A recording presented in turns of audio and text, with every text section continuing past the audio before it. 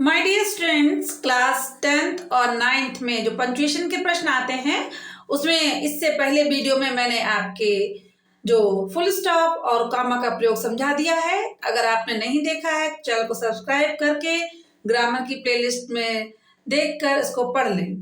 और आज पढ़ते हैं उसके आगे के जो विराम चिन्ह है उनका प्रयोग। सेमी कॉलन आप चित्र में देख रहे हैं। सेमी कॉलन किस प्रकार से बनना है, इस प्रकार से। इंडिपेंडेंट क्लासेस को अलग करने के लिए माय मदर इज हैप्पी, तो ये हमें जैसे जब थोड़ा सा ज्यादा विराम लेना होता है तो हमने यहाँ पर हमें सेमी कॉलन का प्रयोग हम करेंगे। कॉमा का मतलब होता है शॉर्ट पोज और सेमी कॉलन का मतलब है कि आधा विराम। क्वेश्चन मार्क प्रश्नवाचक वाक्य के अंत में हम जानते ही हैं, किसी प्रश्नवाचक वाक्य के अंत में हम लोग क्वेश्चन मार्क का प्रयोग करते हैं। अब आता है आपका 5 number inverted commas. Inverted commas हम जानते हैं कि डायरेक्ट स्पीच को आरंभ करने से पहले जो डबल इन्वर्टेड कॉमा लगाते हैं और जब स्पीच आपकी एंड होती है तब भी जो आपके कॉमा लगते हैं, जैसा कि आप यहाँ पर देख रहे हैं।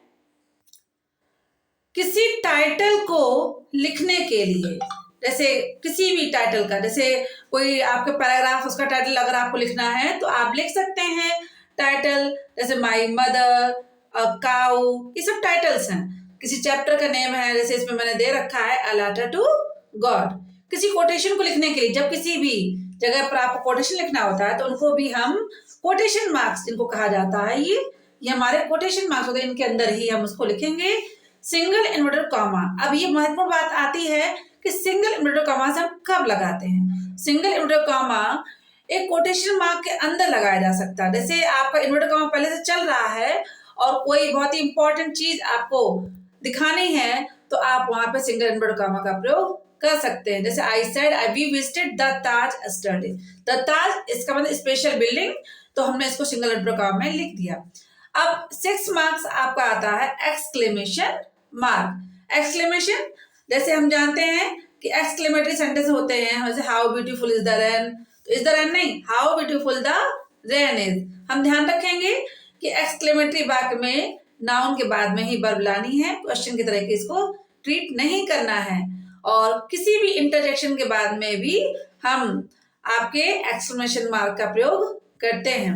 7th नंबर आता है आपका कॉलन। कॉलन कब लगाते हैं, जैसे आपने देखा होगा वॉच वगैरह में आवर्स और मिनट्स को अलग करने के लिए, और सेकंड भी आता है। जैसे आप जब कोई वॉच पहनते हैं तो उसमें देखते हैं 10 और फिर कॉलन 30 कॉलन फिर 25, तो उसमें ये सब दर्शाता है। ये समय दर्शाता है आपका घंटा, मिनट और सेकंड। रेशियो को दर्शाने के लिए जैसे 2:3, 2 का रेशियो 3। एक्सप्रेशन जैसे as follows, following, for example. जब आप कोई लॉन्ग क्वेश्चन लिख रहे होते हैं या ऐसे लिख रहे होते हैं तो किसी भी चीज की क्वालिटीज को दर्शाने के लिए हम लोग इस प्रकार के शब्दों का प्रयोग करते हैं, तो वहां भी हम लोग कॉलन का प्रयोग कर सकते हैं।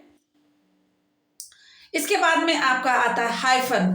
हाइफन एक छोटा सा चिन्ह होता है, जिसे हम डैश समझ लेते हैं कंपाउंड वर्ड्स के बीच में। जैसे कंपाउंड वर्ड्स होते हैं ग्रेट, मैटरनल, अंकल, हाँ, इस पर जैसे हिंदी में हम लोग लिखते हैं माता पिता, तो इस प्रकार से वेल नोन, जैसे आपका 21 to 25, 30 to 40, जैसे आप अभी यहाँ पे देख भी रहे हैं यहाँ एग्जाम्पल्स में।